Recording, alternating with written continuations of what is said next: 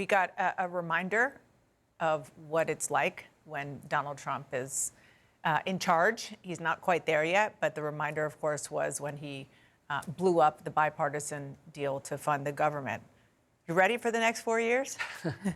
Well, look, I at least feel better knowing that I have a vote of 100, 1 out of 100 in the U.S. Senate, a vote to be able to review the nominations for cabinet, for judges, justices, others. And so, I mean, look, it's a challenge. You know, I was in the Congress for 2 years when Trump was president before. I've seen with my own eyes. I've understood and seen the challenges that are going to come that I'm worried about. But I feel it's important to be able to engage right now more than ever. I've often been saying that I believe that the opposite of democracy is apathy. So when I see these challenges, then no doubt there are challenges ahead, but I can't throw up my hands. I can't say, oh, I feel helpless in this moment. You know, here's a chance for me to try to make a mark. Well, you mentioned that you will have votes on the president-elect's nominees. That is one of the many differences between being in the House and in the Senate. You were one of the first to say that you did not believe Matt Gaetz, your former House colleague, should be the Attorney General. Is it possible, though, that you could vote for any of the big nominees, Kash Patel for DOD or Kash Patel for FBI, Pete Hegseth for DOD? Well, look, I have had conversations with Congresswoman Elise Stefanik. I had to sit down with Senator Rubio.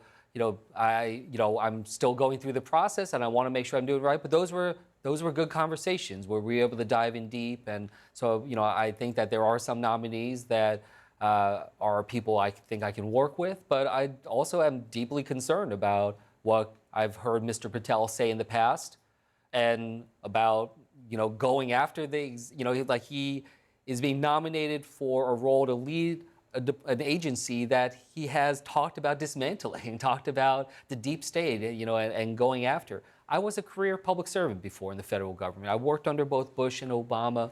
I served the country, not a party. And I worry about some of the tones there with Hegseth. I hope to have a chance to be able to speak with him, but some of what he said before about not thinking that women should serve in combat, some of the other allegations that we've heard about, deeply alarming. I worked at the Pentagon before, in the office of the Secretary of Defense. I know what that job is like, and I need to know whether or not he is up to the task. And so far, I have real concerns. We are coming up on 4 years since Donald Trump challenged what had been the peaceful transition of power on January 6th. You cleaned up trash in the Capitol Rotunda after the devastation. We're seeing a picture of that now. Are you worried the history of that day has already been rewritten by Donald Trump and his supporters? Yes. Yes, I so worry. What do you do about it?